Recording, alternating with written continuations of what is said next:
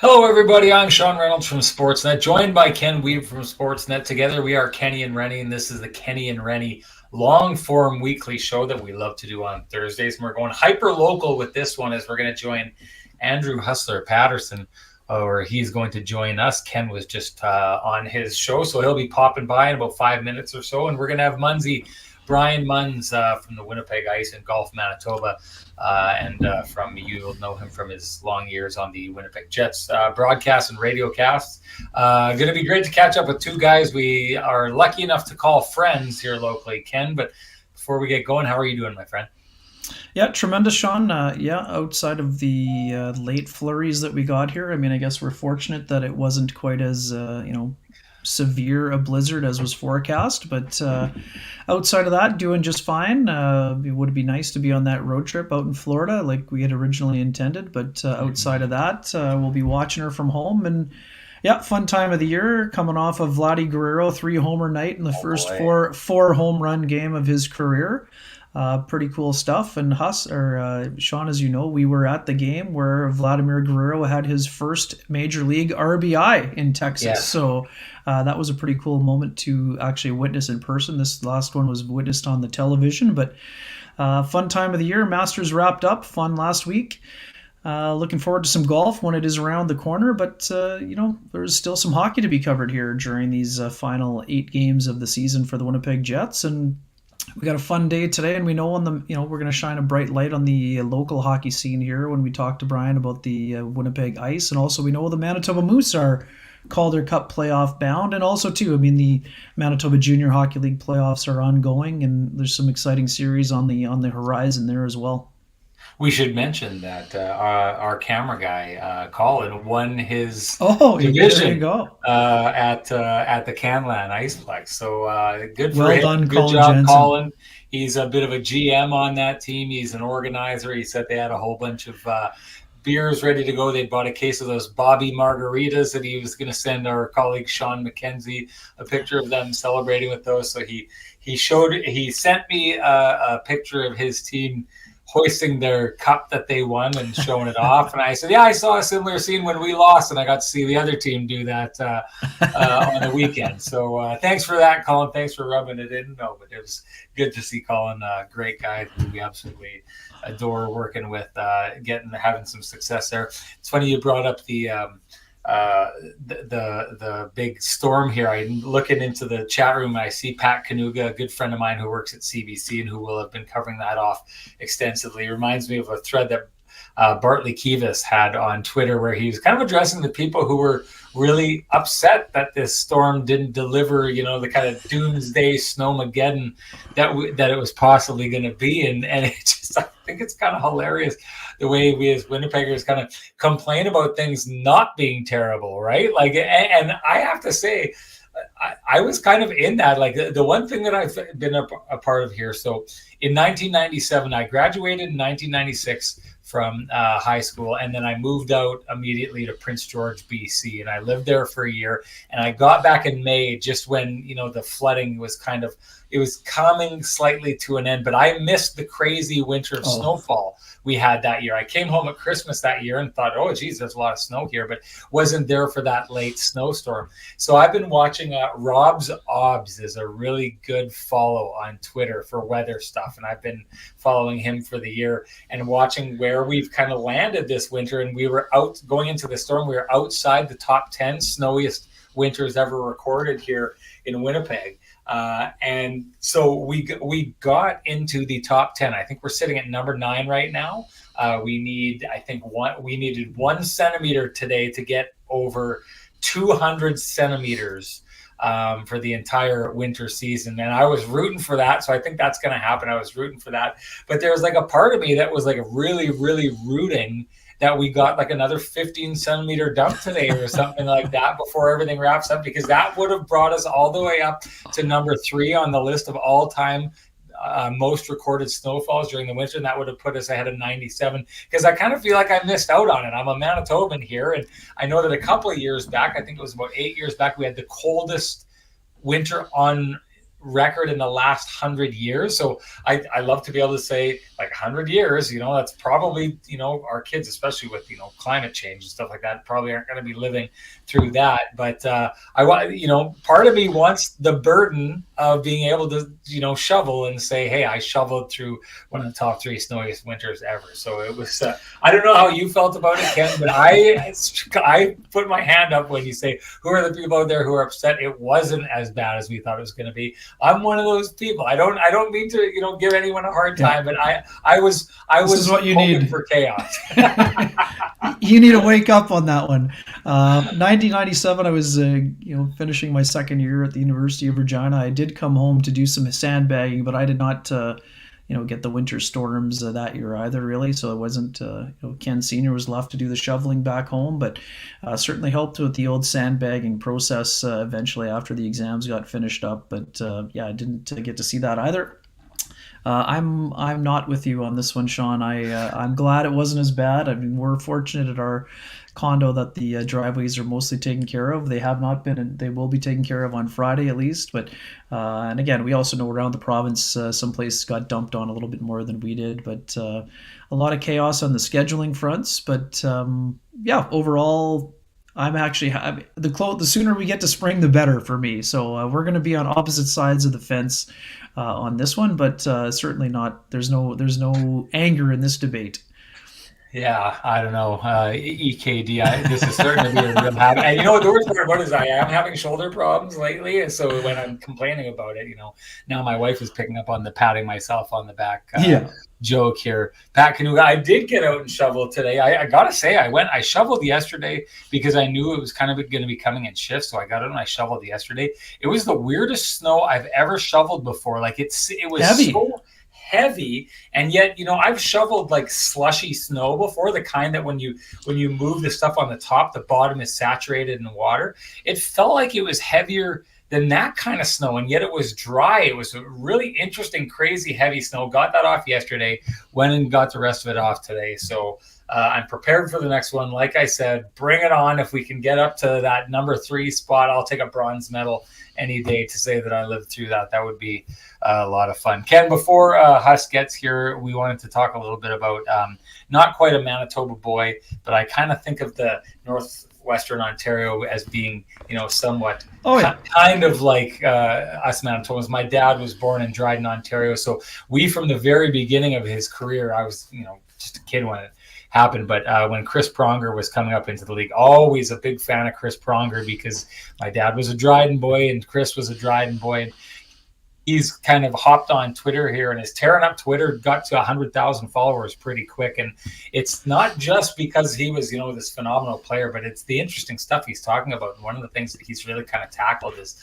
athlete salaries. And one of his threads recently has created, a little bit of a stir in the hockey world. Basically him explaining, if you're a $6 million star player in the league, what that translates to. And he talked about all the different things that kind of take a bite out of that salary, and what $6 million salary translates to in money in the bank, and then took into consideration a lot of the other stuff. Theo Fleury's book did a really good job of this, talking about like when you played in New York, if you are a kid who's just like basically at the league minimum, it's pretty hard to make it financially in New York. I mean, if you're in Winnipeg, $800,000, $750,000 a year is going to take you a lot farther than it's going to take you in Manhattan. So I wanted to get your thoughts, because a lot of people are kind of taking shots at Chris, suggesting that he's taking a woe is me approach to hockey players and the salaries they get. What did you take of it? Yeah, I think people don't know about Chris. He's just trying to be informative, right? He's not asking for sympathy whatsoever. I mean, Chris doesn't need sympathy at all. He's made tons of money in his career, and he's not asking people to feel sorry for him. That is not the intention of the thread at all. He's trying to help people inform the public as to why so many athletes are struggling financially, even though it seems like they've made all this money. We know that horror stories in all professional sports with certain people and how they ended up in a bad situation. I mean, Chris is in a good situation. I mean, he's a guy that I don't know him well, but I've been fortunate to talk to him over the years. Obviously, I covered his brother Sean, but Chris is a guy who's always great to see around the rink in St. Louis when he's around. Again, he's just trying to help people understand, and I think more than anything, too, Sean, I think he's trying to help players understand as well. I think that's part of the, he was always a guy who was a great mentor as a teammate. So I think Chris is trying to help athletes or young athletes or people who are just getting into the sport, help try to avoid some of the pitfalls that have been tough for a lot of people to endure. A lot of times you think you're on top of the world, you're in the NHL, you're going to play forever, you're going to make all this money, you're never going to have to worry about your finances. And then next thing you know, you're wondering why you have to sell off some of your memorabilia. I mean, I think Chris is one of the smartest guys I've spoken to in the game. He's a down-to-earth person because, like you said, from where he's from, but he's trying to be helpful. And I understand we're in a society where everyone has to have a flaming hot take, and if you don't if you don't agree with someone, then you are immediately attacking them. And again, Chris is not asking for sympathy. He's just trying to help inform people, which I think the majority of people were informed by the conversation. But that's the other part too. He wants to get the conversation going. It's an important one for athletes. It's an important one. I mean, again, if you're a young guy, you got to manage your money wisely. Yes, of course, you get a signing bonus. You think you're set for life, but a lot of these guys end up having an entourage or other people hangers on, or maybe you get some bad advice in terms of investing. And, all of a sudden you're in a bad spot where it looked like you would be set for life. So I found it quite interesting. And we hate to kind of get ahead of the curve here, but we're going to definitely try to get Chris on at some point. I think he'd be a fantastic guest. And hopefully we can get him on to share his thoughts on that and many other topics of conversation. I'll check to see if he remembers my uncle Danny, whose claim to fame was that he umpired him in slow pitch in the early years when he would go home from the NHL, and I think he told my uncle off at some point. I love that story. You know what? I think it's really interesting, and there's a good point that is brought up here. Lynn Reimer says when discussing salaries, etc., it takes a gentle touch, and you are walking a fine line. And I think she's entirely right with this, because I do understand the breakdown. I do understand how there was this kind of response to what he was saying as this kind of woe are we poor professional athletes who make, seven figures and these kind of issues, because one of the breakdowns that he had there and that he'd set aside was, $75,000 for vehicle per year. Right. And I think that's one of those things. And I will say this, I do know some people, and I'm close with some people who have, who have done very well financially. And the one thing that I will say is when you've been distanced from what it's like to live from paycheck to paycheck, which I think the vast majority of us do, it can be a little bit tricky. And when people make, certain suggestions about, $75,000 a year for vehicles, people think, man, oh man, what could I do with that kind of money? Now, I totally understand this. I'm, me, Ken, I'm a big believer in, the more information, the better. And if you're saying the truth, well, I don't see how people can get upset with the truth. So I didn't take offense to this. I saw the people kind of getting wound up and saying that Chris Pronger was kind of complaining about this. I didn't see it like that at all. He wasn't. He has no reason to complain. He's done well for himself. Illuminated a lot of stuff, though. Kind of the ideas of listen, these hockey players, they're not businessmen. A lot of people who are wealthy get wealthy because they're businessmen, which means they're practiced and studied in the art of making and handling money, right? These are players who throw every little bit of time that they have into making their bodies and their minds better and their skills better. So then when the money comes kind of out of nowhere, a lot of them find themselves, not ready to properly handle what happens when that money comes along. If anyone is interested in checking deeper into this, you got to watch that 30 for 30 documentary, Broke. It's absolutely fascinating. You hear these stories of guys like, Terrell Owens had $80 million and lost it all. And all these different athletes, there's a ton of them that you can name. Certain ones that it was neat because I was a big Andre Bad Moon Rising fan, and he's one of the focuses there. But you get to really understand how the attitude of trying to do the best And then when that's what an athlete is. You're trying to be better than the next guy. And then when you get to a point, and in our society, we so relate how each of us are doing financially as who's doing better in life. Well, if you're this pro athlete and you've been trying to be the best at all times, and you get to a point and you start making money, and this guy over here starts spending money like he's better than you, then your instinct is to spend more to get to be better than him and be more impressive than him. And it gets to be a little bit of an arms race. And that kind of is the culture that happens there. If you are interested in finding out how athletes are able to take millions upon millions of dollars and end up broke in no shortage of time, go to or go check out that 30 for 30 documentary, Broke. It is absolutely fascinating. Good stuff. We could talk about this all day, Ken, but we should get into the show here. Our main man, Andrew Hustler Patterson, is ready to join the show. Bringing him in here. Huss, this is awesome for us because we wanted to get to this at some point. We spend so much time doing this with you and being a guest on your show, and you've jumped in and you've headed a couple of Kenny and Rennies for us when we've needed you to do so. We appreciate you so much for that. But we love the idea of kind of digging deeper into the Andrew Hustler Patterson that maybe not everyone knows about. Now, you're a pretty transparent figure. You are who you are, and you've been a figure in this town for a long time. But kind of take us back to the beginning. I've always found as a country boy that Winnipeg is not exactly a city. It's more a collection of small towns glued together, so that the Transcona boys remain Transcona boys. The St. James guys, that's a town on its own. We live a block and a half from where my wife grew up, and all of her high school friends are kind of still around the area. Give us an idea of where you come from and if you subscribe to that view of the city of Winnipeg. A little bit. I mean, listen, Winnipeg is, it's 1 degree of separation. I think for everyone, whether you're from, the north side or the south end or central, I think as you get older, if you spend your life in Winnipeg, it doesn't take long to make all those connections.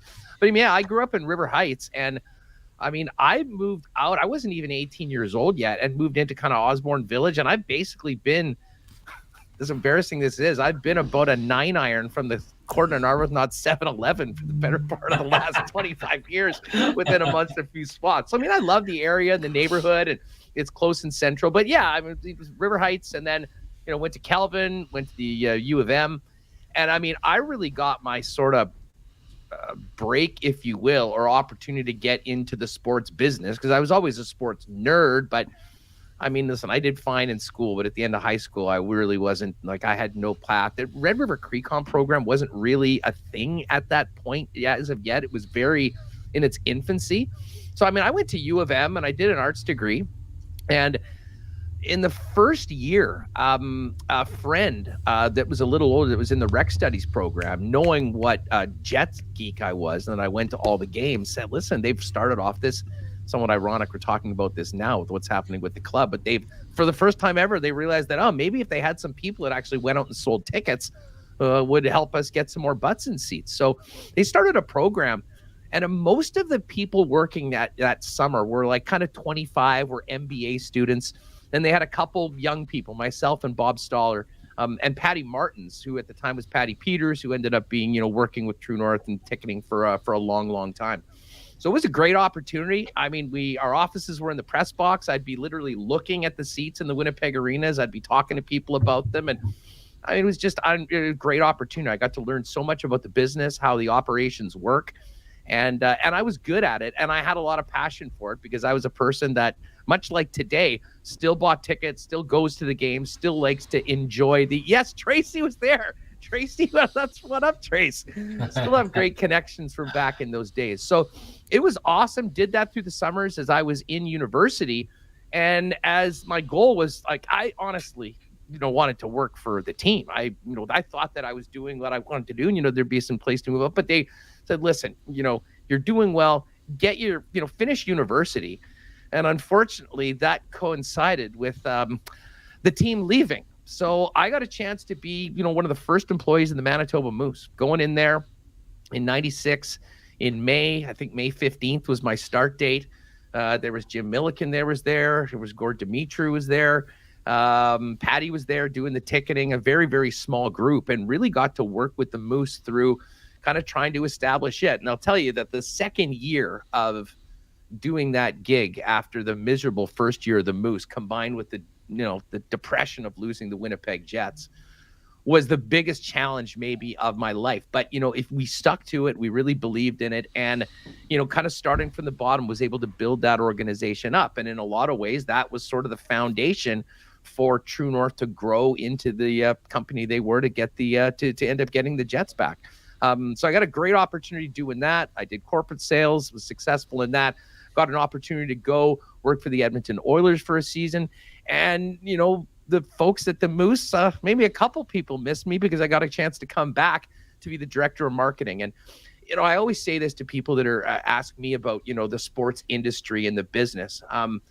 If you can do well in some sort of a sales capacity, it is incredibly important. But usually people that run teams or have, important executive roles will often have that, but they will also run a different department. So I wanted to get experience doing other things. And to be honest, and I guess it's not a surprise, I mean, I was always interested in the media and the communication side, but I didn't have the background in that.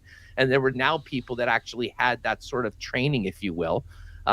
And at the time, they had moved Scott Brown over from CTV into that position. He had a real bright future, and he's still doing the job right now. So it was a little bit more of reading the room as well.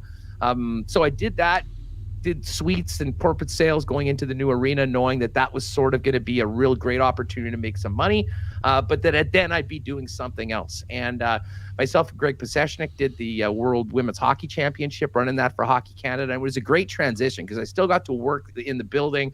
I still got to be around many of my best friends that were still working for the organization. But our bosses were in Calgary. We had a job to do. And to be honest, that event in 2007, the way that it was supported by Winnipeg and the success that we had, probably my proudest thing that I've been involved in. It was just such an amazing, amazing event, what it did for women's hockey, the legacy that it's had here in Manitoba. So, I mean, that was sort of the background of my start kind of in the business. And then I realized that, I really did want to, and again, this is before the internet gave us the opportunities that we have now just to go and do something yourself. But it was Robert Zylek, Z-Man, our old buddy from the Moose sales department, who had this idea for this NFL Sunday ticket show, because we were all fantasy football nerds. And I said, I'd love to do that. That'll be fun. Shout out to our friends at Royal Sports, who was our first sponsor. They're still with us now.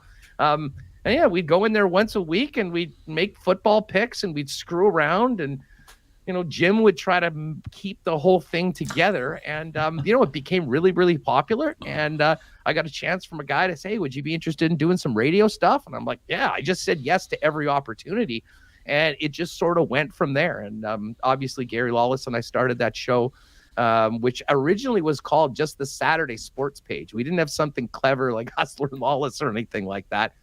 We went over to OB around sort of after the World Women's bout, and then we did Saturday mornings for a while. Vic Grant was the one that said, you're coming on to OB, and it's going to be called Hustler and Lawless. 2009 Calder Cup Finals began as a 5-day-a-week show, and then at one point, I guess into 2011, made the move, got the opportunity to sort of be the first daily show on TSN at a better time. I believed in sports radio passionately. I was so excited to do it, and had a great run at TSN until about 14 months ago. And I think we've all spent enough time talking about the demise of the station. But I'll tell you what, and I'm sure you guys would agree, I mean, with all of that, it's also provided some great opportunities for many of us. And tell you, myself and Remus are loving every day of doing what we're doing at Winnipeg Sports Talk, and obviously working with you guys and seeing what you're doing afterwards. It's an exciting time to be in this medium right now. And certainly what happened with Bell created a massive opportunity for individuals like us to sort of forge ahead doing it our own. And honestly, right now, I wouldn't have it any other way. So it's a great job at the buffet there, by the way. I just gave you a nice little synopsis. I tried not to go too Weber on you. I loved it. We know how you got into it, but why did you stay into it, and what is the appeal about the sports media side? Like, given your background and knowing your versatility, what's kind of kept you in the sports media game? Well, I mean, what got me in it in the first place. I mean, I love it. I always joke. I mean, it's like you're never actually working. I said to Gary the first day we started that show, and it really was the case, throughout the entire time I worked with him. And it's the same thing right now. I mean, the conversations that like we just had on our program, Ken, I mean, we could do that here on YouTube. If you and I were sitting down at Confusion Corner or Boston Pizza, we'd be having the same conversation. It's essentially, it just comes so naturally and it's so much fun. I mean, I don't know. That's just who I am. I mean, these are the things that I'm interested in. I mean, there's not a lot of, and the beautiful thing about doing it yourself, I mean, you don't have to go in or talk about a bunch of things that you really don't want to. So, I mean, more than anything, it's fun. I mean, you're able to take, I think in life, if you're able to make a living doing something that you are enjoy and you're incredibly passionate about, I think you'll be good at it, or, you know, it'll give you a good chance to succeed. But the other side of it is that, you know, it doesn't feel like you're working every day. I mean, listen, there is work. I mean, there's a lot of work into what happened to getting Winnipeg Sports Talk started. We had to learn a lot, you know, obviously on a business side of things. You know, there's a lot of people that you need to talk to and work out and pitch and whatnot. But once you get to that point, and I think people know that you have the passion for it, it is successful, and I think it brings other people in, and I think that's been a part of it. So end of the day, Ken, I'd be doing this one way or the other. It's great to sort of figure some way out that, you know, can put some food on the table and keep the lights on and keep on having the fun that we're having. You know, there's a line that you used, Huss, in your first answer where you said you just kind of said yes to opportunity over and over again. I love that. And I love that you're the kind of guy that it just came natural for you to do that. Or maybe it didn't. I guess that's where I'm trying to get to with this question. I know for me personally, where I am now is a series of you know, decent choices, but a lot of times people opening doors for me saying you should go through this door because I think that you can go through this door. But I got to tell you, broadcast was not in my blood. It was not in my bones. I found it terrifying. I wasn't interested in doing it. You'll have a hard time finding a picture of me in my teenage years because if there was a camera around, I made sure I got on the opposite side of that camera. I didn't like showing up in media. Social media, naturally, to me, is something that I don't feel comfortable sharing myself with. So when I think about your story and coming up and you've got an arts degree and then you're working in sales and certain things behind the scenes, and someone suddenly comes up and says, hey, we want to do this show. We want to put you in front of cameras. We want to put you in front of a microphone. My initial thoughts and the things that would have held me back in my life is I would have been terrified of dead air or of doing something wrong on the camera and not making it work. I wonder, was it intrinsic in you to be able to just say yes to opportunity and go at it, or what kind of fear were you maybe fighting when you made those early decisions? Honestly, Renny, not much. I mean, I'd come from a background where I kind of always was interested in that sort of stuff, but I never thought that I'd really have those chances to do anything because I didn't have the experience. There was other people in those positions that naturally would get looked at for. So, and to be honest, I mean, the NFL Sunday Ticket Show with the guys over on Shaw was about as fun of a project as possible. And I mean, you know, when you're with Z and Jim was the guy that, I mean, I could tell you the story of the first time we met Jim Toth, which is, I mean, it's a little bit of a longer story, but it is absolutely hilarious. He had no idea what was going on. His boss hadn't told him about this show or us or anything. And he meets us for the first time, like, what the hell is going on? But I didn't have a lot of fears or hesitation. To me, it was just super exciting. And listen, if it sucked or it didn't go very far, I mean, there was no loss. I mean, I wasn't hanging, like I had another job. I was doing a bunch of things. To me, it was just, it was a great opportunity. So, I mean, you know, I can see how that would be. And listen, I should say there have been some times where the gravity of the moment as we grew was like, holy smokes. I mean, doing a show and having Gary Bettman on before the first Jets game. I mean, those sort of things are there. There were some definitely pinch me moments. Doing shows at the draft, interviewing Line right after he was selected. I mean, you sort of get to that, but I don't know whether it was that I always had just a confidence that I could do it, or the fact that like this is the thing. So much of this, and this goes back to the fact that it is really natural. Like these conversations when we're talking about the Jets or the Blue Jays or whatever, I have been doing my entire life, So I felt that this was the perfect thing. Like there's no acting. As I said, it really didn't feel like work. So, you know, the radio thing when, you know, the guys at Freak said, why don't you come over? And no, we did those at the, we did the, Yeah, the RFP is still out for that one, Kenny, I think. But yeah, no, I mean, overall, it was, going in and you learned some new stuff. But I think those people, and they had already said, listen, we're getting you because of the person that you are.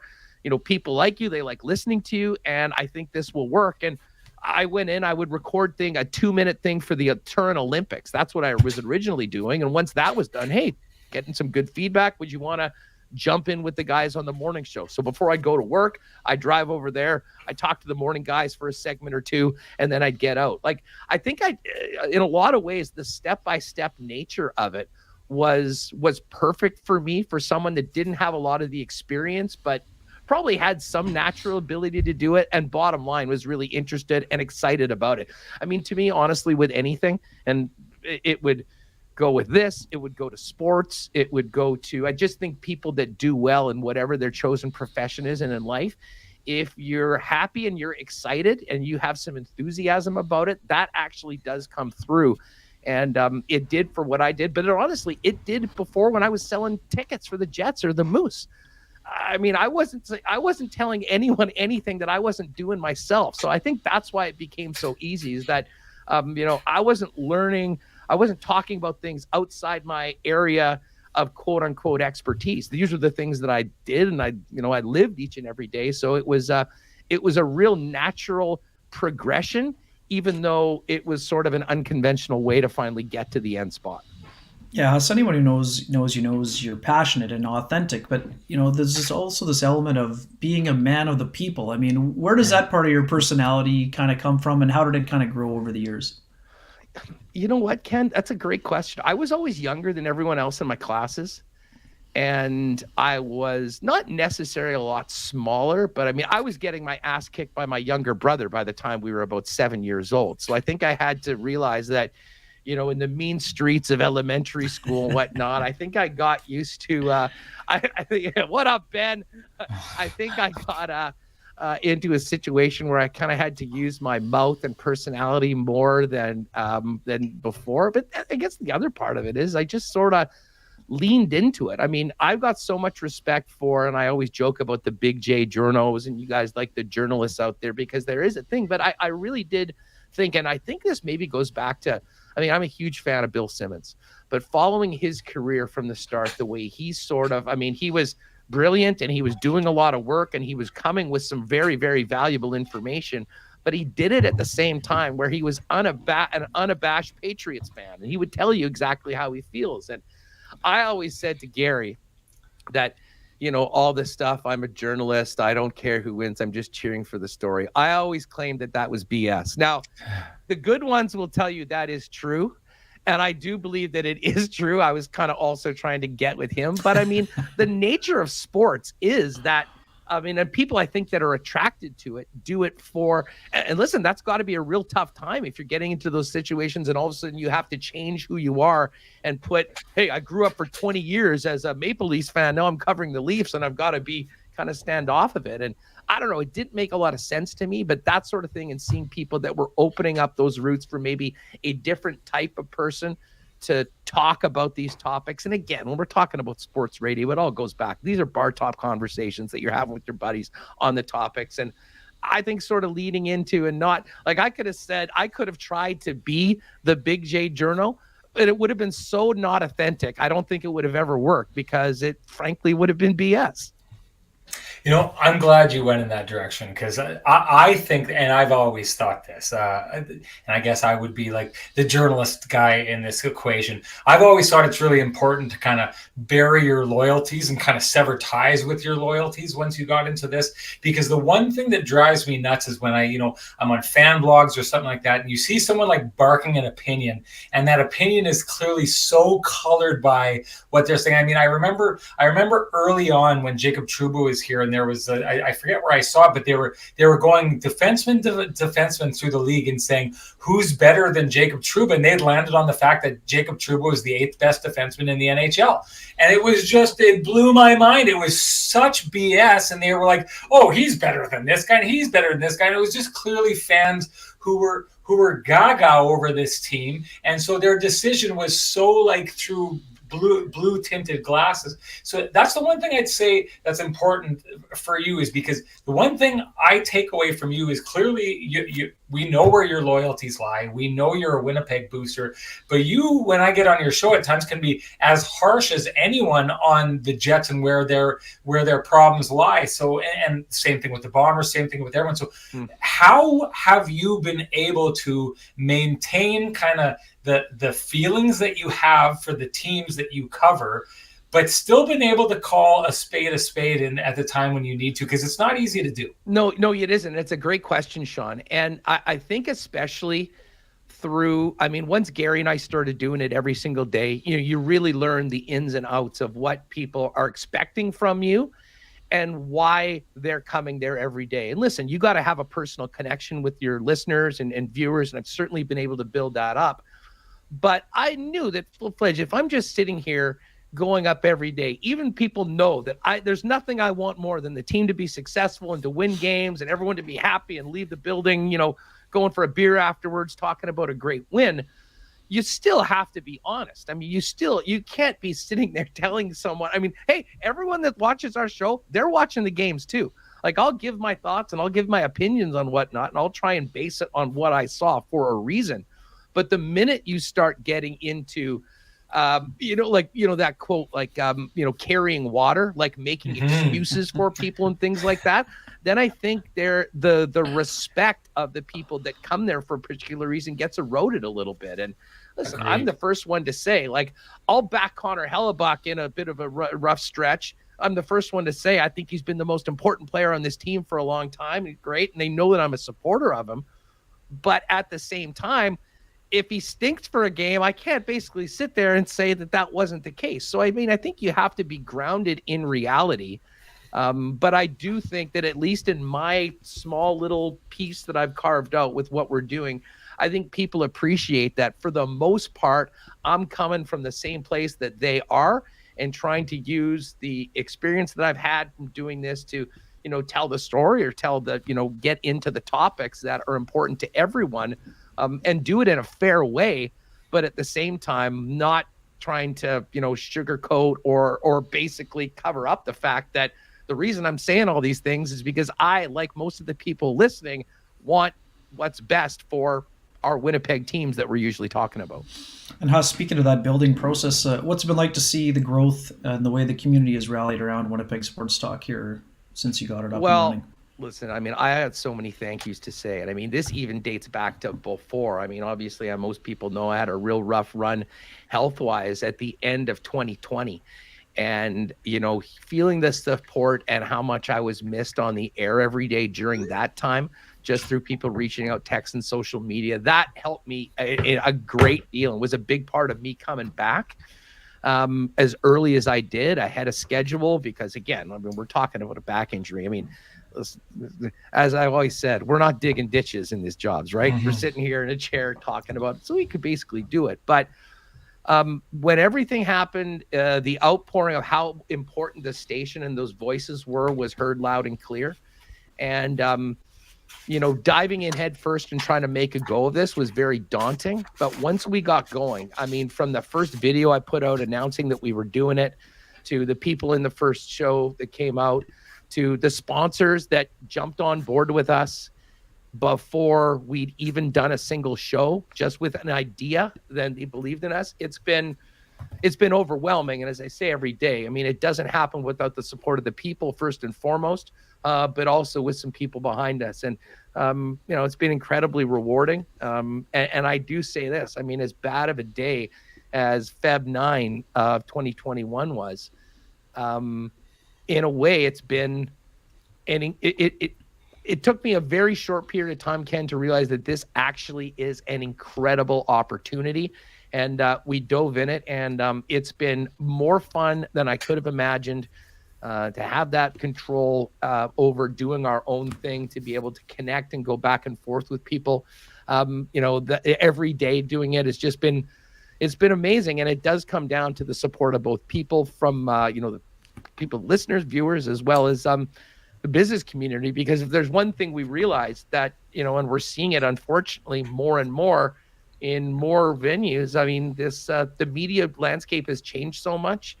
Advertising dollars are being moved and changed around, and when that happens, a lot of times it's talented people get whacked, and it happened here. It's happening over and over again. And, stuff like what we're doing right now doesn't happen without a great response and feedback from people with what we're doing on the shows, as well as people, supporting them, and hopefully their message will get to it. And I know you guys have found this too with the great, with getting Cambrian and Johnson group on right now. I mean, the people that are supporting our shows are incredibly loyal because they know what they lost. And the fact that we're coming back, doing our best to provide a lot of this content on the backs of the likes of Royal and BP and Knott and DQ that were with us from day one before we even did a show, they have showed their appreciation to those. And it's honestly a perfect fit. And I think it bodes very well for this medium and shows like ours and yours going into next season and beyond. Absolutely well said, Huss. Huss, we got to leave it there, which kills me because, I've got a sheet full of stuff I want to ask you here, and I scribbled off 2 lines off that sheet. You got to promise to come back for us here because we've got a lot to dig in here. Yeah, anytime. Yeah, you bet. That's good stuff. We'll book you for the 3:35 slot, so you got a little bit of time to come off the show. I know it takes a little bit of getting your mind back in order when you got to host guys like Ken here. It can be emotionally draining. So we'll give you a little more time next time. The buffet was full on WST. We added a few more plates here on KNR, and I got into it. And hey, it was fun. No, honestly, guys, I always want to give you guys a big congratulations, because I don't know if people understand the work that you guys have put into making those post-game shows happen. Between travel, think about where you guys have been. Just arranging to be in a spot at the time. And, it has become, for myself and taking myself off what I'm doing from Winnipeg Sports Talk, but as a Jets fan, that is must listen stuff. Usually I'm catching it when it's live, but if not, a little bit later on. And it's a huge, huge part of, of filling that void. And the work you guys have put in, it's great just seeing how things have turned out, the support that you guys have had, that everyone's having right now. And tell you what, I'm looking forward to the shows on the weekend, but very much looking forward to what you guys have to come in the past, because I think you guys are just getting started.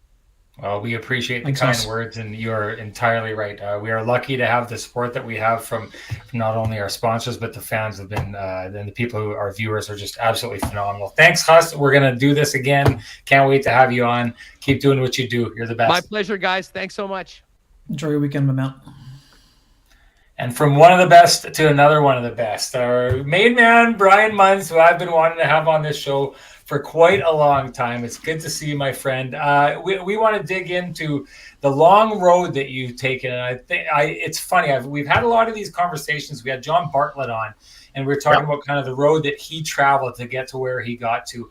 One of the things that I've really appreciated and I'm thankful for in the time that I've been doing this job here in Winnipeg is kind of watching the difference between me jumping in right at the NHL level. I used to do news. I jumped in at the NHL level, but seeing the interactions that you have, a guy who was in the trenches from the time he was a very, very young man coming up through the sports media landscape, right from, the small towns, right to the big leagues.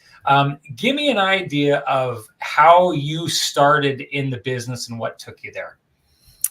Well, I didn't know we were going to go into a day in the life. I think he's calling me old already, Weber, and you're older than me. That's right. Briefly, right. But yes. No, hey, good to catch up with you guys. Always fun to watch Huss as well. You know what, Sean? For me, it started much like the players. I knew at a young age playing outdoor hockey. I'm here in Regina right now getting ready for the Ice and the Pats coming up here this weekend. I was born in Regina, then we moved to Saskatoon for a year, back in Regina, and then to Humboldt for high school, where my family has lived ever since. And I knew at an early age, I never really played organized hockey. I was never on young teams, but I played a ton outside. And our house in Regina, we had a lake right at the end of the street, and we would go out there right after school, and we'd be there until dark. And obviously living in Humboldt, you had pretty good access to the arena there, and continued to just play with my buddies for the love of the game, and knew pretty quick that I was never going to be very good. So kind of looked at the next avenue. And it's funny that we're kind of doing this interview here in Regina, because when I was a young kid growing up, Peter Lubardius, good friend of Weaver's and yours as well, was the voice of the Pats. And I just reached out to him one day and said, hey, this is what I think I want to do. Can I come hang out? And he was more than willing to let me come sit up in the booth with him. And once I kind of got a taste and a little bit of a behind the scenes look as to what he was doing at this level here in the Western League, I was hooked. And the WHL was my NHL. If once I ever got a chance to play or to be a broadcaster in the Western Hockey League, that was my home run. And then obviously was able to get a little bit further than that. But Cole's notes couldn't play, so I'm doing the next best thing. Brian, what some people don't know, your road included the Saskatchewan Junior Hockey League. And it's some people also don't know that we almost were riding buses, not together, but in the same places. I mean, I almost ended up in Weyburn when you were in Nipawin and doing those sorts of things, and I chose the newspaper route. But what can you say about the value of those reps, and maybe let people know, I think you were covering as many as 3 different teams that year, and what that process was like when, you're not just focusing in on one team, but the value of having the reps at that level. Because again, we know that a lot of people want to just start at the NHL level, but that's not the way that it works. No. So my first job was in Duncan, BC. I was only out there for about 15 months. I was doing news and sports, and literally back then sent cassette tapes out to pretty much every small radio station through Manitoba, Alberta, Saskatchewan, BC. And just out of the blue, I got a phone call one day from the station manager in Duncan, which is, for those that don't know, right between Victoria and Nanaimo on Vancouver Island. And being a prairie kid that had never been anywhere like that in my life, I thought, hey, you know what? Here's a chance. Let's go for it. So I was out there for 1 year. And then when the opportunity came to go to Melfort, which is an hour outside of Humboldt, and Weber, as you mentioned, CJVR Radio was the voice of the Humboldt Broncos, the Melfort Mustangs, and the Nipawin Hawks. We did all 3 teams. Neil Shuchuk was the sports director at the time. And between the two of us, my first year in 1995-96, they hosted the Royal Bank Cup, now the Centennial Cup.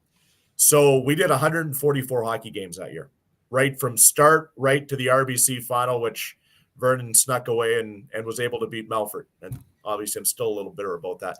But yeah, you know what? It really was the best opportunity, because I was calling games 4 or 5 nights a week, right? And when you're 18, 19, 20 years old, like I was the same age as the players. So I had the best of both worlds, because I could hang out with the players. And actually a friend of mine that works here in Regina, I saw him last night. Like those are the guys that those are some of my best friends from today. Like guys that were in Melfort, Nipawin, Humboldt, and then PA after that. I probably talked to them more than anybody. And the majority of them aren't even in the game anymore. So those are the friendships, and you guys know this from junior hockey and different teams that you're all involved with. You spend more time with them during a winter than you do with any of your family, and you know them probably better than your family gets to know you when you leave home. So special memories, obviously, through junior hockey, and that's what really excited me about this. Obviously, as Huss was talking about when things went down at the radio station, where we were all looking for something, when the door opened, I jumped in both feet. Hey, I want this bad, because I remembered the fun times of it. And I'm sure we'll get to that a little bit later on, but it's just as fun now that I'm a few days away from turning 47 compared to when I was 18, 19, 20 years old doing it. Yeah, we will get to that, and I don't want to ignore that topic because we're going to get there, but I want to kind of close this one out. You talked about a number of the guys that you know from back in those days aren't in hockey anymore, and those relationships are strong. But I always, when I had the opportunity to work with you for Jets games, and we'd be waiting for the opposition teams to come rolling in, and every once in a while there'd be someone who'd come in and they'd be like, Munzie, and they'd come walking over, and you guys would have your secret little handshakes and all the kind of stuff that you did, and I'd always kind of talk to you. Well, where do you know this guy from? And a lot of times it would date back to like a bus that you took somewhere, a frozen, cold winter day in Saskatchewan. And I wanted to kind of get you to explain, if you could, what it is about those experiences that make those experiences so strong and the trust so deep. I think at the end of the day, it's just the amount of time you spend together, right? Like you're always together, and it's not necessarily just in a work scenario where you're doing interviews, right? Like you're traveling with the team. So whether it's in junior on the bus or whether it was with the Moose when you're on a bus or a plane and you're hanging out at the airports, or whether you were doing the same thing with the Jets, you build those relationships. And you know what? There's guys that you don't build those relationships with. There's some players that want to do the interview and then don't want anything else to do with you, which is fine. Like I got enough friends. It's good. But I think the bond that is there is the trust that you grow. And if you're the team broadcaster, I think that's really important because it's not only the players, it's the coaches, it's the training staff, it's the support staff, the people that nobody sees sometimes, or maybe they see them, but they don't get all the headlines and the, I don't know, whatever you want to call it, the players get from the fans, right? Like it takes so many people to get things done behind the scenes. And I think you all appreciate that. And you know what? I do find a lot of those relationships, I guess, really special because, again, like I've done this now for 27, 28 years, and you do stay in touch. You lose touch with a lot of people as well because we're all busy. You get families and you don't have as much downtime that you maybe did 20 years ago. But I think it's just either you know what, you hit it off with some people and you have great visits, and other ones it's just a, hey, quick, how are you? Good. How's your family? Great. And you kind of move on. But it's the relationships. And, you know, when, again, we kind of go back to what Huss was talking about earlier, when things happened, it was amazing the number of guys and gals that reached out that you would have never thought you'd hear from. And then, you know, you kind of rekindle some of those friendships and conversations again. And it feels like that you're 18 to 20 years old. And I guess the fun thing for me on it too, Sean, was I was young then, right? Like I was the same age as a lot of the players and the coaches back then. You know, there was some of the older guys, but you know, in junior hockey, it's a lot of coaches and trainers and that kind of stuff that are just getting their start. So you're all in the same boat. Like you're trying to figure out exactly what you should and shouldn't be doing. And that relationship just carries on. But I think it's all about, you know, the amount of time you spend behind the scenes and just being a group of guys that are out having fun and just enjoying themselves when the bright lights and the microphones aren't on. The other thing too, Brian, on the road to the NHL, I mean, some people we like to try to help inform them on the terms of their decisions. I mean, last week Ken Reed was on telling us how he loved doing play-by-play, but then the opportunity to work in an NHL market came out, and then he ended up never doing play-by-play again. I mean, I'm curious for what went into your decision-making process. I mean, you spent the year with the Oilers and on more of the pregame show and the post. Yep. What was it like to kind of make that decision to kind of put the play-by-play aspirations on hold momentarily? Well, at that point, it was kind of the only option for a brief moment there because, you know, when I left Prince Albert to go to Edmonton to do the Roadrunner games in the American Hockey League, that was the lockout year. And so, you know, I'd been in PA for 4 years. And I think like everybody, when you're trying to climb the ladder, you might want to fast forward things maybe quicker than you should. And that's probably one of the big things that I tell so many of the young guys now that are either in the SJ or the MJHL or even guys that I see now in the WHL, like enjoy where you're at because, you know, if you get a chance to go somewhere, obviously you take it, but don't try and fast forward or don't downgrade where you are at the present time. Just trying to look ahead to get your next job because, you know, you're not probably doing the right thing for your current position you're in. So for me, you know, I'd been in Edmonton for 1 year. I got to see the excitement of what the NHL was like for the first time. And, you know, we were in Rexall Place, Jarrett Stoll, Rafi Torres. Those were kind of the main two NHL guys that were down with the Roadrunners then.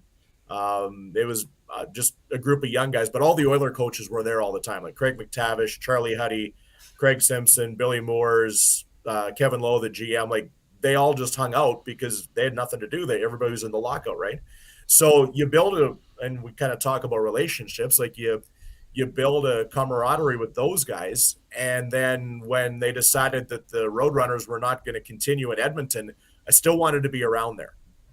And I got lucky because Sid Smith, who was the program director at 630 Ched that does the Oiler games on the radio, decided that he didn't want to do the pre and post anymore.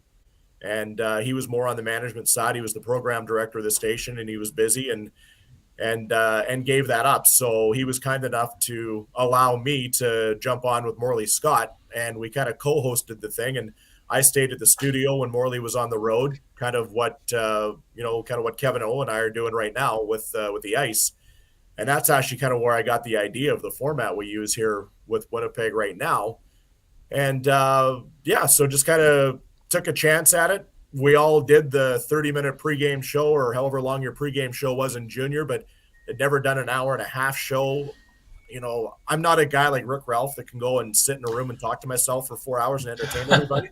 Like, it marvels me how he and Huss and guys like that can do it, because I think the three of us are more like, I can tell you about something for 2-3 minutes, but we're probably better at explaining something that's going on in a live sporting event at that point. So, and then, when the opportunity presented itself, when Kelly Moore was leaving to go to Kamloops, the Moose Jaw came open, and again I jumped at it. Vic Grant reached out through some mutual friends, and here we are. What is it now? 17, 18 years later, I've been at Winnipeg. So that leads us right into this question that Kenny's water bottle has, where he's asking, how did Munz feel broadcasting that first Jet season in 2011? I want to build this up a little bit because I know I was doing news at the time. Yeah. And I remember there was just once every 3 months, I'd get sent out to do are the Winnipeg Jets coming back story, right? And you'd get all these little things. And I remember the first time that I thought, wait a minute, this is actually going to happen. A source of mine who had, a luxury box at the Moose game told me that he'd been asked by, the ownership group with the Jets or by True North if they'd be willing to upgrade and spend the money to an NHL size package for the suite. So we knew that if these people were being asked, that there was a real possibility this is going to happen. Regardless, I think it's such a unique situation to be in a city that loves something as much as Winnipeg loves hockey, to lose the NHL and to get it back when there's these, this idea of will they, won't they, for so long, kind of like the Ross and Rachel first kiss. That's a terrible way for me to frame that. But to get to it, just for you, that moment when you realized that it was happening, they were coming, that you were going to the big leagues, give me an idea of what it felt for someone who not only, was invested in this city, but was invested with the team, the organization, and the sport. Well, boy, Weber, how many times did we have that conversation through our 5 years together with the Moose, right? Like, the last couple of years of Moose hockey, that seemed to be the common trend. Like, when are the Arizona Coyotes coming? Are you guys getting them back? Or what's going on in Atlanta or whatever? And it was the hot button topic of conversation. But also the big part about that was the Moose were so successful that everybody in the hockey world knew because of how good. Like, the Moose were at that point considered the 31st franchise in the NHL, right? Like, they were, other than playing in the league, like, they did everything NHL caliber. So that, I think, excited us that, okay, this is what it's like, except for now, instead of going to Hamilton or St. John's, you're going to get a chance to go to Tampa and Dallas, right? Like, this is finally here. So the day of the announcement was interesting because, or the day, I guess, they announced the team was coming, I was doing the morning sports, and Scott Brown, who's still the PR guy with the Jets, I was in contact with him all the time, I think, like everybody, like you guys were, and all that kind of stuff. And there was no updates. And then it was like 6:20 or 6:30 in the morning. Brownie phoned me at the radio station and said, hey, something's coming up in the next half hour kind of deal. So then it was full bore, away we went. And it was awesome. Like, just to see the excitement. But for me, kind of like, I was so excited about the NHL coming, but I love my time with the Moose. Like, we talk about the relationships with those guys. Like Mike Keane, Nolan Baumgartner, Corey Schneider, Mark Fistrick. Like, I can list you 15 guys. Michael Grabner, Eddie Lack, all those guys. Like, you're friends with those guys. And again, like, Weber and I were still kind of around that same age, right? So we'd hang with Scott Arneal and the trainers and whoever the assistant coaches were at that point. But may have found ourselves at the odd establishment with players once or twice too, right? So you could kind of go back and forth, and you could have some fun with it. And so as exciting as it was to have the NHL, like, I was disappointed the Moose were done. So yeah, but obviously things have moved forward, and we got all three teams now with the Jets, the Ice, and the Moose.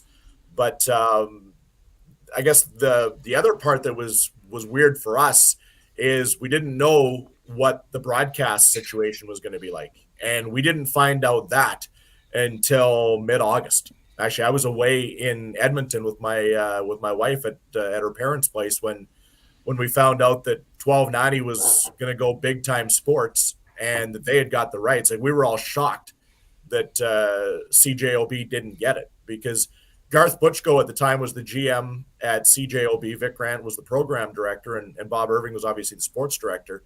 And they pulled me into a meeting, I want to say it was late June, early July, and just more or less said, hey, we don't have the rights yet. We think we're going to get it. You're going to hear a lot of rumors, but you're our guy. So don't worry about what you're going to hear. And so you kind of think, okay, like, this is going to happen, but then it dragged on and on and on. And eventually, obviously, it didn't. So then you're like, okay, now what?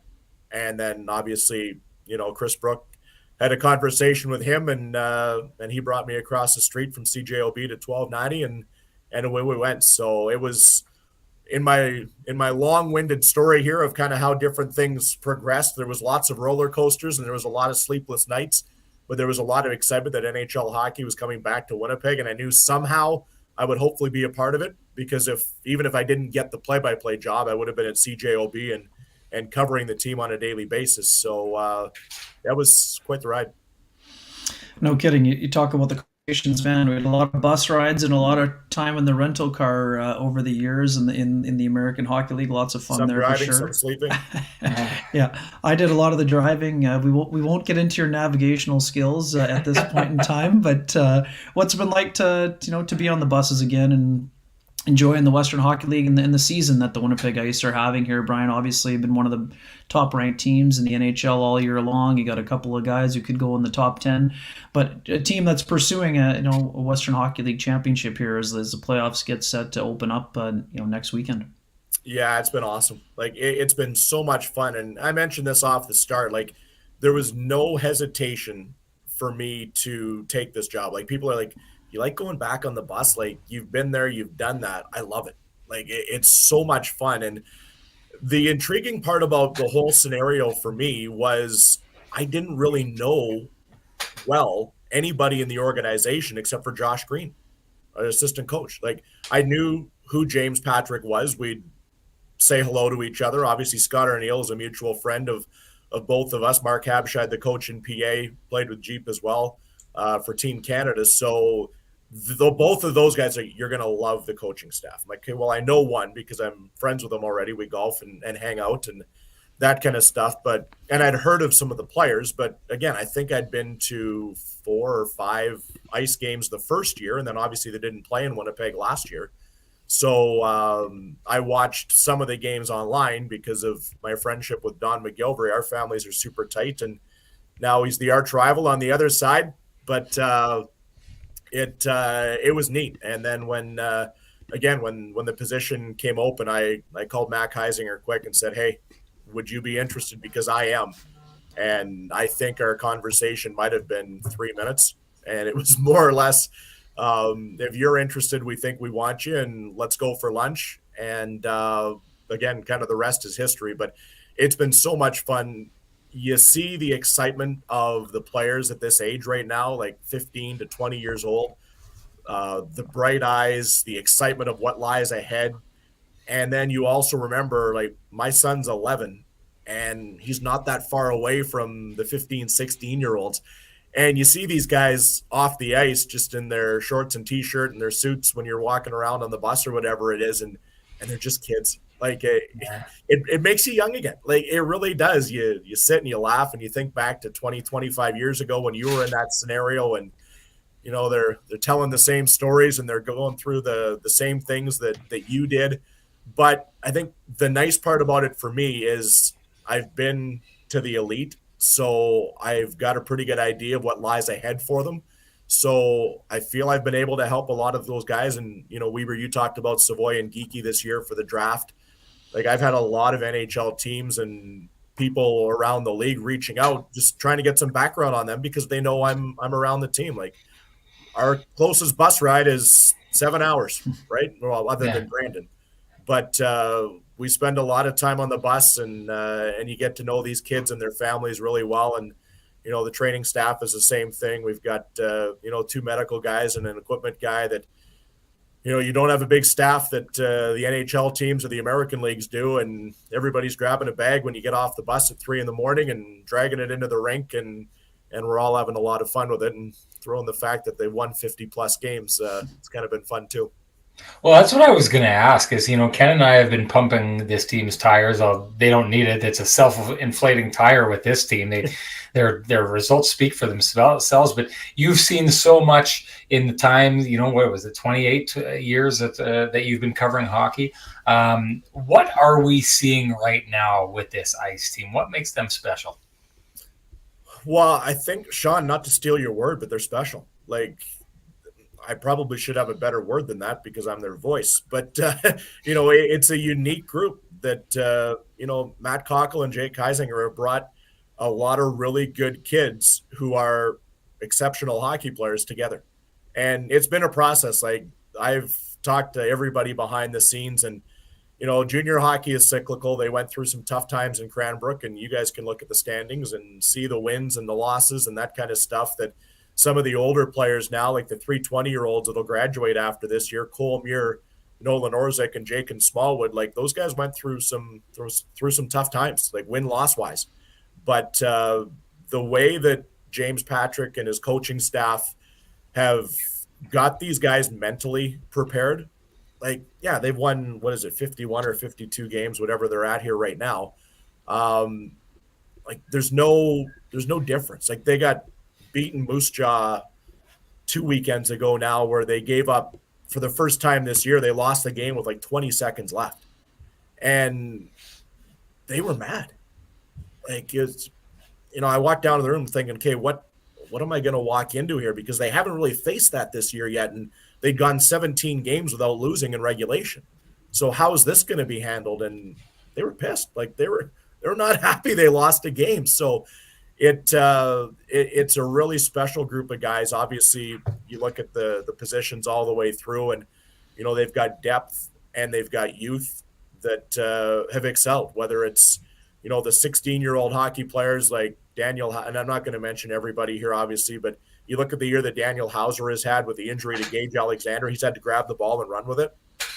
You know, you think of the Savoy and the Geekies and the Bensons, and then the older players like, you know, the Mikey Milnes, and I mentioned the 20-year-olds that are there, Carson Lambos, obviously Connor McLennan. Like, they've got a really unique group of guys that all get along too. Like, that's the other thing that you know, you're in pro sports and there might be some different characters that don't necessarily mix or always hang out together, or they've got their own agenda, whatever it may be. This is a tight group of guys that love hanging out together and, you know, pull pranks and just be kids together when they're off the ice. So it's been fun to watch, and obviously want to get through these last 2 games here against Regina coming up, and then so excited because the other part about it too, and the thing that I didn't really think about until I was actually doing some of this homework last night, they've only got 2 players that have Western Hockey League experience in the playoffs. Right? Like, they haven't had postseason hockey because of the pandemic for the last couple of years for these guys. So I think we're all geared up for Friday. We're just kind of waiting to see who it's going to be against. Yeah, and maybe for the folks who aren't paying as close attention, Brian, what are the scenarios in terms of playoff opponent and when things will be getting rolling here? Yeah, so right now there's 4 teams as I pull up my list here, and everybody plays this weekend. So it's going to be one of Swift Current, Calgary, Regina, or Prince Albert. There's still 4 options right now. Swift Current's got a 1-point lead over Calgary.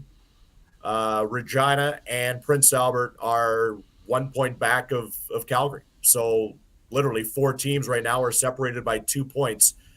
Swift Current and Calgary only have 1 game remaining. Regina's got 3, 2 against Winnipeg, and they play Moose Jaw on Sunday here. So they've got 3 in a row this weekend.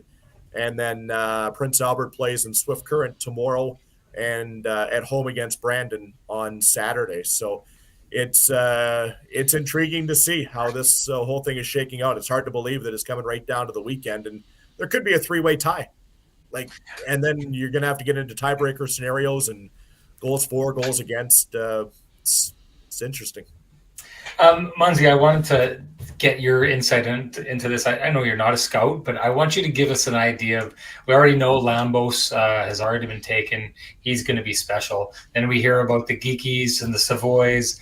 And then, you got Benson coming, not this year, but next year, draft eligible. And I'm going to get you to throw Bedard in from Regina because you're there right now. But give me an idea. Are we going to see all these guys in the NHL? And if we do, how many of them are going to be the kind of guys that when you drive ticket sales?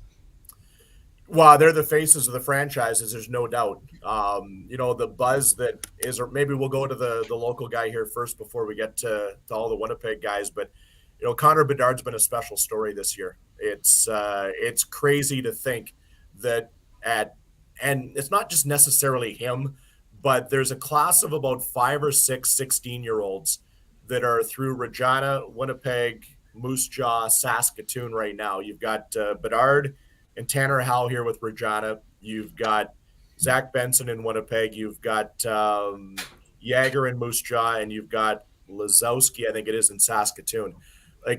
These kids are all projected to be first-round draft picks, as you mentioned, Sean, not this year in July, but the following year after that. So they're driving the excitement for their communities and for their teams right now. And everywhere you go here in Regina, there's Connor Bedard 98 posters and banners, and he's the face of the franchise. And for that matter, he's the face of the league, right?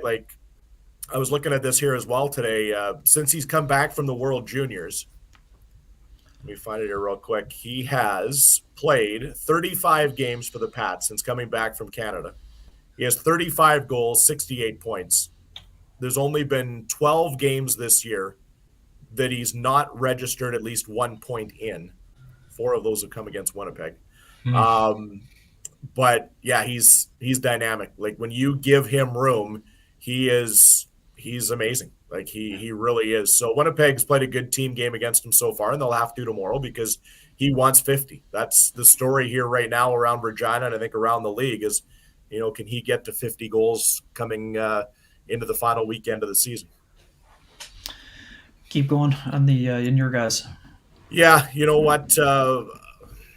Where do we start? Let me just throw my roster up in front of me here so I don't feel like I'm leaving anybody out. You mentioned Lambos, that's a draft pick right now for Minnesota. Connor McLennan's a draft pick of Philadelphia.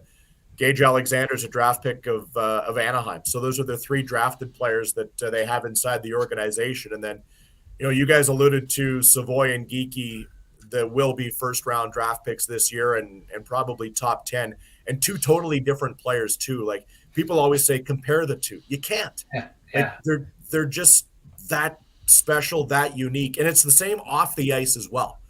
Connor's a little bit more outgoing, goofy, small town kid.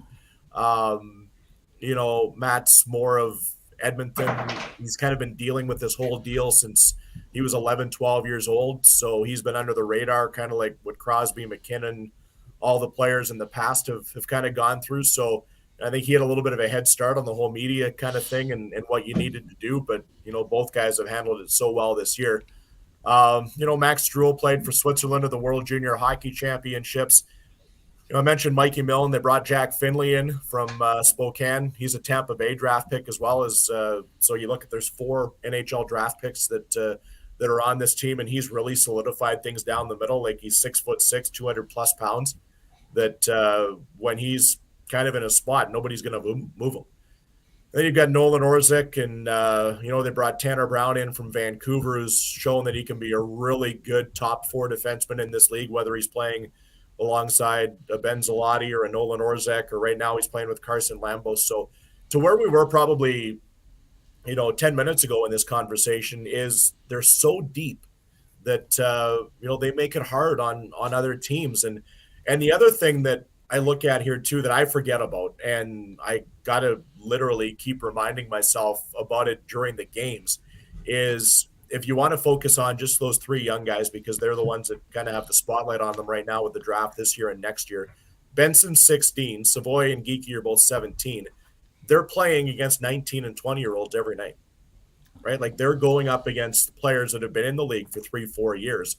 So not only have they excelled at their age, but they're doing it against, players that are older than them, stronger than them, more wise about what the Western Hockey League is all about, that, they've handled this thing with aplomb. Ken, you got anything? What about a quick thought on James Patrick and the job that he's done, Brian? I mean, I know that he has a great pedigree as a player and he spent a lot of time in the NHL as an assistant, but what's made him the right voice to lead this group? I think for me, his passion and the way he interacts with people.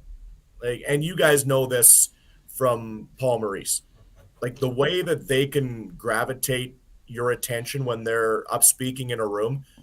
James Patrick's that exact same thing. Again, like, I didn't really know him coming in here. And, like, I'm not just saying this, but I would put him in my top 2 or 3 coaches I've ever dealt with. And I've dealt with him for, 6 months that we've had right now. Just the demeanor that he has, the importance that he puts, I think, on the building of the relationships with everybody that's inside the organization, not just the hockey standpoint, but, understanding, again, they're 15 to 20-year-old junior hockey players that are young men right now that will leave this organization as an adult. And, what they're doing away from the game is just as important for the entire organization. And that comes right from ownership all the way down through your coaching staff. That, for the parents that drop their kid off at the rink when they're 15, 16 and, have tears in their eyes because they're losing their baby for the hockey season, that they know they've got good people that they're looking after their son, not just the athletes. So I think it's, I think it's just the way James is, just with, and again, kind of what we had talked about for me a little bit earlier is he's seen the next level. Like, he's lived it as a player. You look at the resume, speaks for itself when he played, and then his coaching career as an assistant coach. Like, he knows, and Josh Green knows because they've been there, what it takes to get to the next level. Like, it's not just, okay, I think you need to do this, this, this. It's, no, you have to do this if you want to get there, because, like, think of, and Weber, and I don't mean to disclose you on this one, Sean, but, Weber early in the Jets years when Nikolai Ehlers came here, like, Paul Maurice always talked about how he'd be looping around the ice, and, he could have a 90-second shift. Well, here right now with the ice, these guys can do that too. Like, they could play as long as they want, but you've got to be able to get in, get out 30, 40 seconds and get in that mentality that, when you're done your junior career, you're ready for the next level, because it's not easy. That's good stuff. I hope I'm not keeping you too long, Munzie, but I figured I had nothing to do. All right. I wanted to chat with you about this. So you're an SJHL Hall of Famer. You said you went to high school in Humboldt, so clearly you've got connections with that city, with the Humboldt Broncos. We all know the anniversary of the bus crash was just a little while ago. There's always a moment that stands out to me when I worked with you. It was a Hockey Night in Canada game, and it was after that happened. You'd done a really good job of honoring that team and those boys. And I remember Greg Millen, who I have miles of respect for, walked in and saw you, and he very somberly gave you a head nod, and it said, "Great job, young man." I don't know if you remember that moment. I do. Just what did you need to show the world when that moment happened? I don't don't know if I needed to show the world anything. I think just, I guess, because of my job, I probably, and, I grew up in Humboldt. So that team, as much as I was the voice of the Mustangs and the Hawks and the Broncos, I was special being a high school kid that, at one point went to high school with the Humboldt Bronco players, and then, getting a chance to call their games for 5 years. And then obviously my family's still there. I stayed very much connected with the team, just, trying to promote them. And I did the same for Melfort and Nipawin as well. But, my family lives 30 seconds from the rink. When you think of the drive across town, now you can get across town in 3 minutes. But at the end of the day, for me, when that happened, it was just, I'd lived it, right? And I'm not going to lie to you. I think about it when we're on the bus sometimes now. Like, you try not to. But first time I got on the bus when we came actually to Regina for a preseason game, we've been on the bus when you go to the airport or whatever with the Jets. But it just seemed different because you're not on the highway and, you're battling through snowstorms. And I know that had nothing to do with snow that day when it happened. But, it's in the back of your mind. And I knew Tyler Bieber, the broadcaster, he reached out for some advice and some guidance and that kind of stuff, getting into it like I had done for, Pete Labardius or so many other guys when I was getting into it myself. You kind of try and give back. And then, Darcy Hogan, I knew a little bit, just being back in the summertime, you'd always stop into the rink because you wanted to see if something was different or whatever. And he was in his office and we'd sit down and have a conversation for, half hour, 45 minutes, whatever, just talking hockey, talking life and all that kind of deal. So, those are the only two that I knew on the bus. But,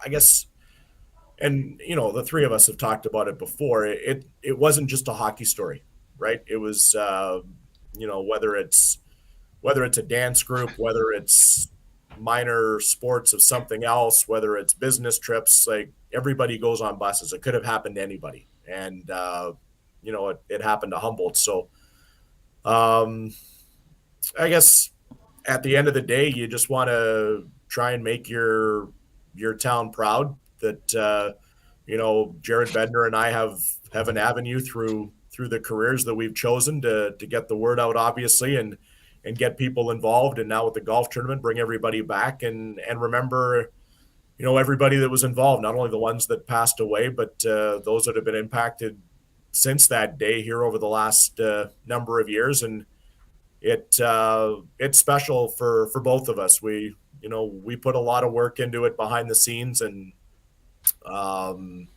it's Jared and I always had wanted to do something. You never knew what you could do. And then Lori Warford, who was actually Evan Thomas's billet mom, is the lady behind the scenes that does so much work for us, just getting all the sponsors and all that kind of stuff done.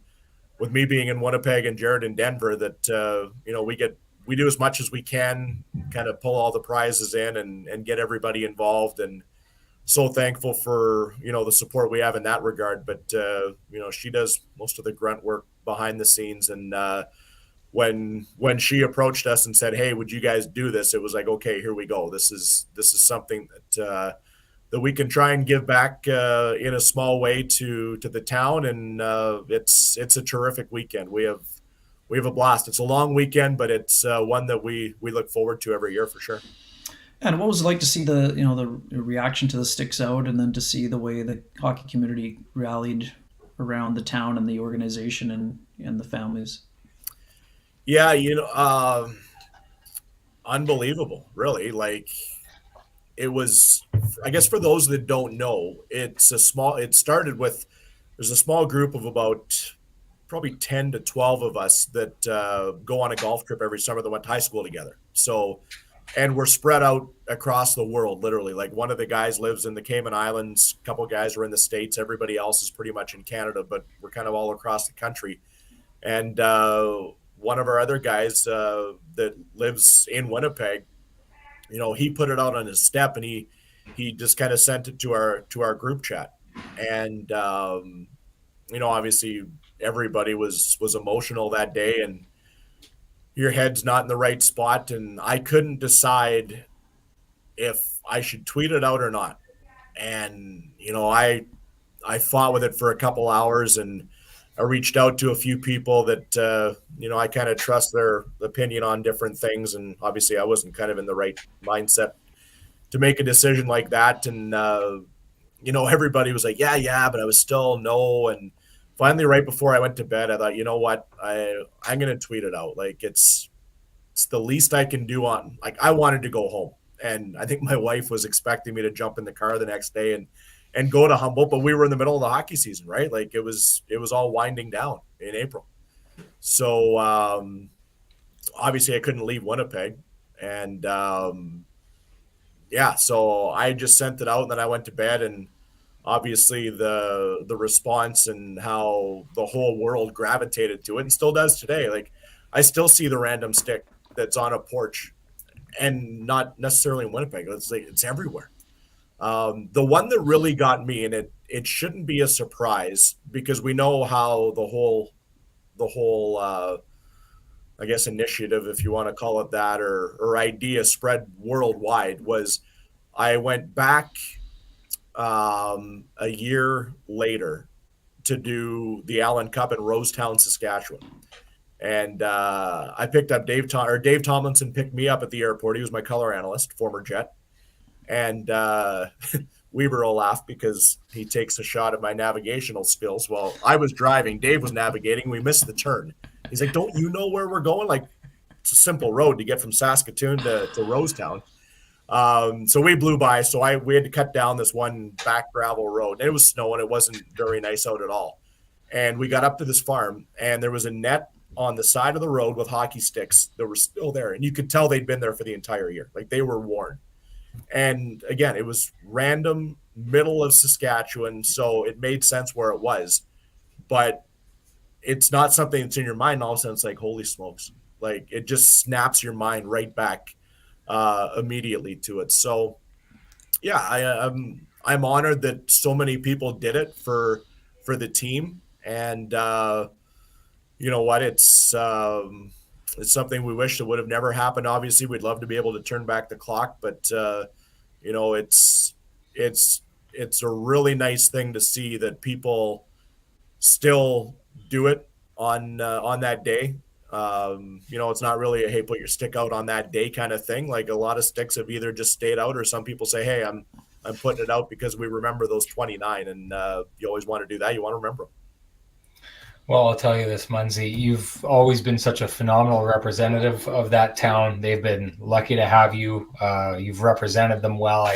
I love that sentiment that you said about you just kind of wanted to head home when that happened. But I think that you kind of had the heart show that when you tweeted that, and you those kind of things resonate with people because clearly it meant something to you and touched a chord with a lot of people. That was phenomenal stuff. I just wanted to say, we're so lucky to have you on this show. We're so lucky to have the team that you cover in this town, and they are so lucky to have you telling their stories in real time. It feels like there could be something special happening with them this year, and having you tell their story in real time for them is going to make sure that if something special happens, it sounds just as special. So thank you so much for joining us, Munzie. It's been great catching up with you. How do we go through this long and the three of us don't talk golf at all? I know. I was good. Well, you're snowing out. That's why, buddy. You're too interesting. There's too much stuff to talk about. I didn't even get to the Rochelle Hunter story or any of your other famous people that you've brunched with. But I don't know. Do you want to go talk some golf? Ken, you got a golf question? Well, no. The only thing is, like, and it's funny we're doing the show today because one of the players on the ice brought up Weber's 2-hole-in-ones to me yesterday. Oh, Corey Connors got one today. Oh, did he? Yeah. I haven't seen that yet. I was at practice all morning at the rink before jumping on here with you guys. So one of the ice players. One of the ice players brought it up. I can't remember how it came up. And hole-in-one story started to go. And then some guy, I'm not going to tell you who it was. I shouldn't say some guy. One of them says, well, the newspaper guy in Winnipeg, he got 2 in 1 round, didn't he? And then, of course, I jumped in saying, well, yeah, but he lost both golf balls. So. the best part of the story that never gets told unless it's me or Kevin O to bring me back into the real world. Who needs the balls? It's all good. Always got the memories. Got Better the hold on. That's right. Don't get senile, Ken, because that's all you got left. Munzie, awesome to catch up with you. I have the feeling we're going to do so again real quick. Keep doing what you're doing and enjoy the ride. All right, guys. Good to catch up with you. We'll see you when we get home here in a couple of days. Thanks, my friend. See you. All right, fellas. See ya. All right, great stuff from Mr. Munz. It was hard to leave both those interviews today. It was we're $1:30 into the show. This is probably our longest ever, but there's a whole bunch of stuff I wanted to get to that we didn't necessarily get to. But what kind of thoughts do you walk away with, Kenny? Oh, tremendous. All of it. Brian and I have known each other for a long time, and I just gave him a little bit of a shot. But he never left me without having the GPS on. So before, one of the things people don't know about Brian is he can fall asleep anywhere at any time. So, and some of those late night drives after games in Houston and places like that, I'm a bit of a chatterbox, but it's always good having the company. That's for sure. I got to say this. He won't remember this, but the first time I ever talked to him, I was still doing news, and he came to MC some kind of, I'm guessing it was a True North